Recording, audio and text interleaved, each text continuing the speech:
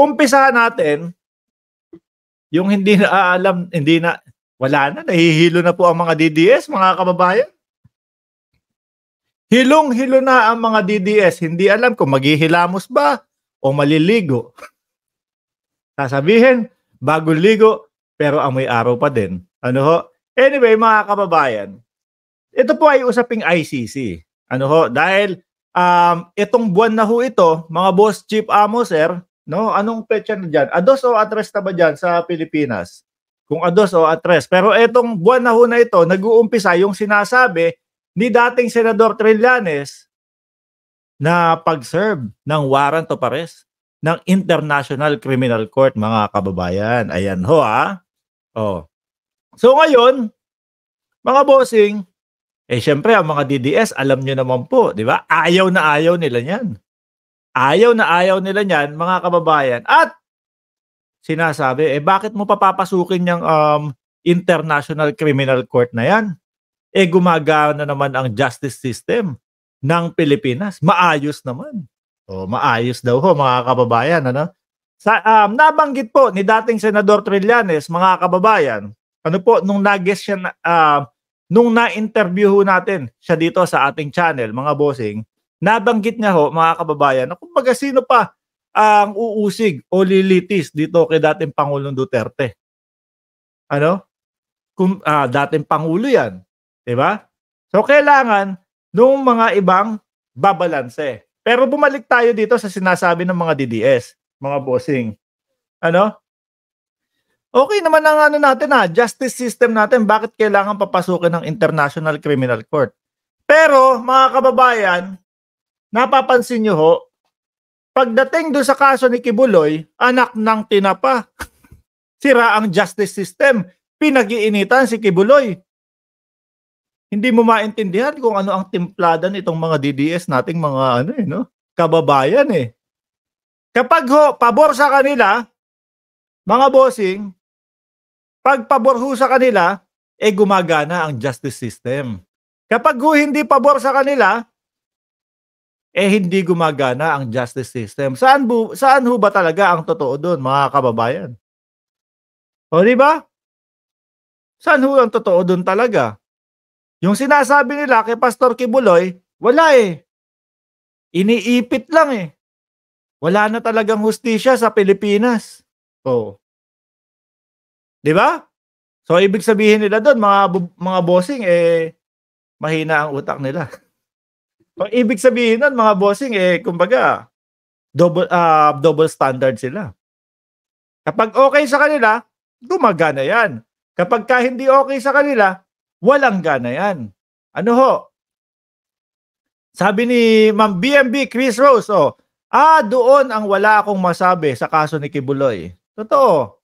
Virgel Valencia, si Harry Mau, magko-kontrademanda siya against Trillanes daw. Siguro kapag katapos at pag napatunayan niya na muna na siya ay hindi lumabag sa batas, no? At hindi niya nalabag ang karapatang pantao ni dating Senador Trillanes, mga bossing. Ganun lang naman po yun. Biruin mo yung mga pakana ng mga DDS, ano po? Ramdam na po nila ngayon. Tapos ang problema pa ho ngayon nila, mga kababayan, unti-unting nalulugas o nalalagas yung mga suporta po sa kanila, mga bossing. Paano na yan? Wala na. Saan pa pupunta, mga kababayan? Siguro po ang nakikita ko na nga lang pong dumadagdag suporta sa kanila ito. Ito. Walang tubig? Oy. Ayan. Nag-iba na ho yata ng kulay ito, mga kababayan. Ano pangalan nito? Si Nanay Bing? Si Rowena Guanzon, mga bossing. Nag-iba na ho yata ng kulay ito. Hindi mo malaman kung kakamping pa ba ito. Yung mga kakamping nating mga kaibigan, unti-unti na pong nagsisisuportahan sa ating Pangulo. Di ba, Ma'am Tina B? Kaso si Ma'am Bing, si Guanzon, mukhang naiwan ho sa kangkungan. At mukhang mali yata ang nasuportahan. Ito na lang ho ang kasama nila. DDS na ho ata ito DDS na ho ata. Bakit? Pakinggan ho natin mga kababayan, yung kanyang sinasabi dito, sa video ng ginawa, mga kababayan. Oh, Walang tubig? oh, Walang ilaw? oh, Syempre, magrereklamo mga tao, di ba? oh. Tapos, binabantaan pa tayo ngayon na ipapailan ng cyber libel ang mga magrereklamo dyan. Parang wala naman akong narinig na ganun, mga kababayan. No? Sabi ni Flor Bueno, anong maayos? Para lang sa mga pera kadalasan, dapat talagang papasukin na ang ICC para magkaroon ng hustisya ang mga biktima ni Digong. Ayan. With magic. Lagyan niyo po ng exclamation point sa dulo. Ma'am or Sir Flor, di ba? Para mas madiin. Oh, di ba? Oh. Pakinggan ho natin ito. Meron ho ba kayong narinig na papailan ng cyber libel o ng libel yung mga magrereklamo? Parang wala akong naririnig na ganun, mga bossing. Alam ko, di mo napansin. Narito lang ako. Parang kanta yan, Maria Luisa Art School, ah. Alam kong hindi mo pansin. Narito lang ako. Yan ba yun? Tama? Umaasa kahit di man niya yun.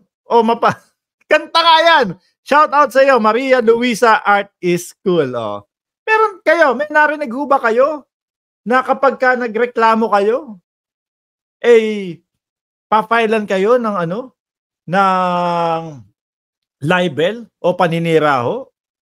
Wala, siya lang ang mareklamo, sabi ni Ma'am Perlatan. O, tuloy natin si Guanzon. Ang gulo nitong tao na ito. Ito ho, mga kababayan, yung nanguna. Yung nanguna doon sa pagsigaw ng ang ating Pangulo daw ho, bangag. O. Ito din ho, ang isa sa pinaniniwalaan ko, mga kababayan, na dahilan ho o sanhi ng pagkatalo nung mga kakamping dati. Wala hong ginawa ito, mga bossing, nung panahon ho ng eleksyon. Kung di puro paninira lang ho, mga kababayan. Di ba? Gustong ipahayag nung mga senador nila yung kanilang plataforma, pero hindi. Mas madami pa pong ito. Mas madami pang exposure ito, mga kababayan, nung panahon ng eleksyon. O hanggang ngayon, siguro, napansin niya, mga boss chief mo, sir, wala na pumapansin sa akin, parang hindi na ako kasali sa usaping politikal, Aba, makapagpapansin muna kaya. Aba, makagawa nga ng istorya na kunyari may mga masasampahang kaso kapag nagreklamo sa walang tubig at kuryente. Oh, ha? Alam namin yung mga kilos mo. Si PBBM, daming attack dog sa kanya pero wala siyang panahon sa mga tahol ng tahol. Correct. Ito, unang-unang tumatahol ito. Unang-unang nanggagalaiti ito. O, kung ano-anong ginawang eksena nito nung panahon ng eleksyon. O, ngayon ko na nga lang ulit narinig si Madam Ngayon ko na lang ulit narinig tapos parang gawa-gawa lang yung kanyang mga pinagsasasabi. Patuloy. Bawal na ba mag-ukray ngayon? Ha? Pag wala kang tubig? Bawal na ba mag-ukray ngayon pag wala kang electricity? Papatayin nyo na lang ang mga Pilipino. Bawal magreklamo. Dahil wala, ikaw lang ang nagrereklamo. Subukan mo kayang pihitin yung gripo mo, baka hindi mo lang pinihit. No? Baka hindi mo lang pinihit. Kaya nagrereklamo ka, wala tubig diyan. Minsan lang naman din po mangyari yan, mga kababayan. Di ho ba? Minsan lang yan. At hindi lang ho, kumbaga, hindi lang ho tipong sa panahon lang ni Pangulong Marcos nangyari yan. Nangyari din yan doon sa dati mong Pangulo. Si Digong. Kasi ho, parang na to DDS na ito mga kababayan kakasuhan nyo? Wala naman. Matatakot ang mga tao. Magkano na naman kita nila tapos papailan nyo pa ng kaso? Talagang cruel kayo, ha? Ano ba ito? Nag-illusion ho, mga kababayan? Ano ba ito? Nagha-hallucination na lang ho, mga kababayan? Kami ho, araw-araw kaming nagsisiyasat. No? Araw-araw ho kaming nagsisiyasat. Siguro kung ang pag-research ho namin, siguro umaabot ho ng 10 oras, mga kababayan, para po sa mga topic. Wala akong nabalitaan idedemanda yung mga yung mga nagrereklamo. Siguro ho, dahil nga ramdam niya, naku, hindi na ako kasali Or, baka susubok ulit, mga kababayan. Baka susubok ulit, no? Sa darating na eleksyon, mga bossing. Kaya ganon, kaya nagpapaingay ho, mga kababayan. Ayan, ano ba yung suot niya? P3PWC. Ayan yung Ayan ho yung party list niya, mga kababayan Nung una, kumbaga, nasa likod lang siya. Nung may nanalo na, nakakuha ng isang upuan, biglang daw ho, mga kababayan, biglang substitute. Hindi pinayagan ng mamamayang Pilipino, mga bossing. Hindi ho pinayagan ng mamamayang Pilipino. Paano ba naman? Substitute pagkatapos na nung nanalo na? Parang, syempre, mga boss chief amo, sir, kung ikaw, binoto mo yung P3PWC niya. Ano po?